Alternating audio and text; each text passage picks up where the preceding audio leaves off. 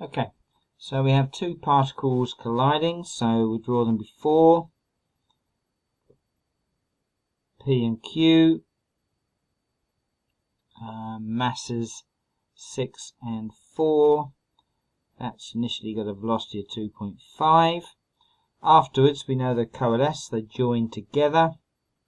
So they have a common velocity v, 6 and 4, P and Q. We're told to state the coefficient of restitution, so no calculation involved, 1 mark. Because the coefficient of restitution, if we think we could do it, the impact law, I wrote it out, we could say speed of separation, which is 0, equals difference in approach, which is 2.5 times E, which immediately tells us E must be 0. Right, now find the speed immediately afterwards. So the coefficient of linear momentum gives us 6 times 2.5 plus 4 times 0 equals 10 times v, and that gives us v equals 1.5.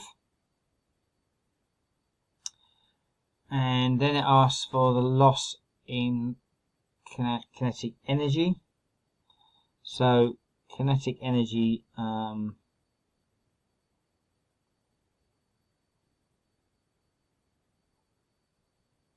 so it's what it started with, which is a half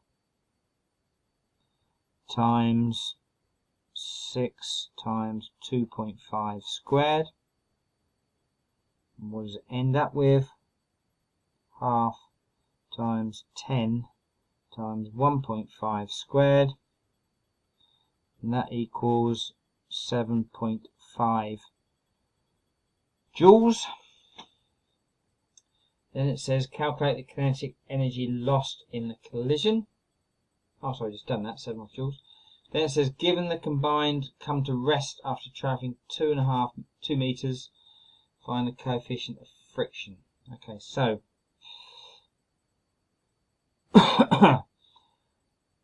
so we know that the kinetic energy after the collision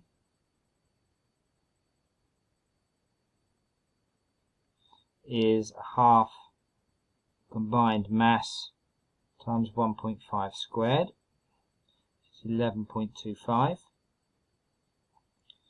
We know work done against friction is friction times the distance, which is mu r times the distance, and we know the energy at rest, or the energy at the end, equals 0. So therefore conservation of energy tells me that 11.25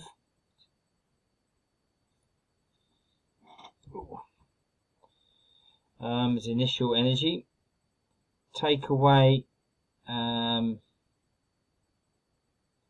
friction times distance. Oh, sorry, we know the distance is 2, so it's 2 mu r. Take away 2 mu r equals 0. Now we know r is going to be 10 g, because the weight of the two balls, or the combined balls, is 10 g, therefore the normal reaction would be 10 g. So therefore we've got mu, I was doing 2 steps,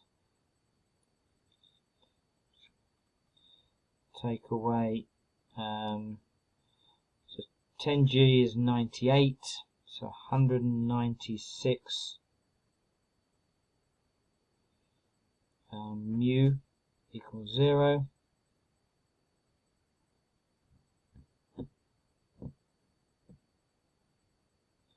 And therefore mu is 11.25 over 196, which equals 0.0 5, 7, 4.